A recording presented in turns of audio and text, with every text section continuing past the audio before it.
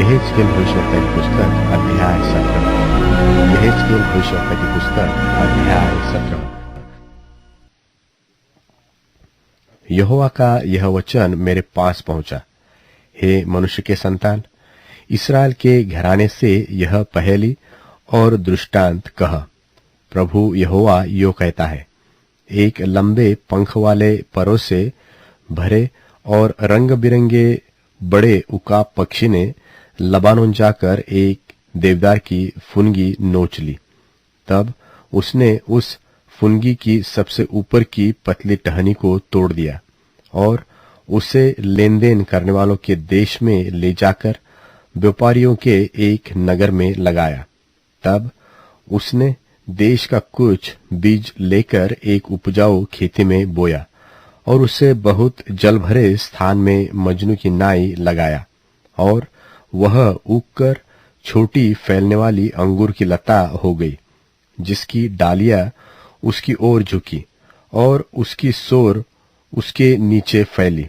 इस प्रकार से वह अंगूर की लता होकर कनखा फूटने और पत्तों से भरने लगी। फिर और एक लंबे पंख वाला और परों से भरा हुआ बड़ा उकाब पक्षी था, और वह अंगूर की लता उस स्थान से जहां वह लगाई गई थी, उस दूसरे उकाब की ओर अपनी सोर फैलाने और अपनी डालियां झुकाने लगी कि वह उसे खींचा करे। परंतु वह तो इसलिए अच्छी भूमि में बहुत जल के पास लगाई गई थी कि कनखाए फूड़े और फले और उत्तम अंगूर की लता बने। सो तू यह कह कि प्रभु यहोवा यो कहता है, क्या वह फूले फलेगी? क्या वह उसको जड़ से न उखाड़ेगा और उसके फलों को न झाड़ डालेगा कि वह अपनी सब हरी नई पत्तियों समेत सूख जाए? इसे जड़ से उखाड़ने के लिए अधिक बल और बहुत से मनुष्यों की आवश्यकता न होगी। चाहे वह लगी भी रहे तो भी क्या वह फूले फलेगी? जब पुरवाई उसे लगे तब क्या वह बिल्कुल सूख न जाएगी?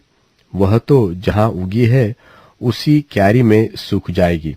फिर यहोवा का यह वचन मेरे पास पहुंचा, उस बलवा करने वाले घराने से कह, क्या तुम इन बातों का अर्थ नहीं समझते? फिर उनसे कह, बाबुल के राजा ने यरूशलेम को जाकर उसके राजा और प्रधानों को लेकर अपने यहाँ बाबुल में पहुंचाया। तब राजवंश में से एक पुरुष को लेकर उससे वाचा बांधी और उसको वश में रहने की शपथ खिलाई, और देश के सामर्थी पुरुषों को ले लिया कि वह राज्य निर्बल रहे और सिर न उठा सके, वरन वाचा पालने में स्थिर रहे। तभी इसने घोड़े और बड़ी सेना मांगने को अपने दूत मिस्र देश में भेजकर उससे बलवा किया। क्या वह फूले फलेगा? क्या ऐसे कामों का करने वाला बचेगा? क्या वह अपनी वाचा तोड़ने पर भी बच जाएगा? प्रभु यहोवा यो कहता है, मेरे जीवन की सौगंध, जिस राजा की खिलाई हुई शपथ उसने तुच्छ जानी और जिसकी वाचा उसने तोड़ी, उसके यहाँ जिसने उसे राजा बनाया था, अर्थात बाबुल में ही, वह उसके पास ही मर जाएगा। और जब वे बहुत से प्राणियों को नाश करने के लिए दमदमा बांधे और गढ़ बनाए, तब फिरौन अपनी बड़ी सेना और बहुतों की मंडली रहते भी युद्ध में उसकी सहायता न करेगा, क्योंकि उसने शपथ को तुच्छ जाना और वाचा को तोड़ा। देखो, उसने वचन देने पर भी ऐसे ऐसे काम किए हैं, सो वह बचने न पाएगा।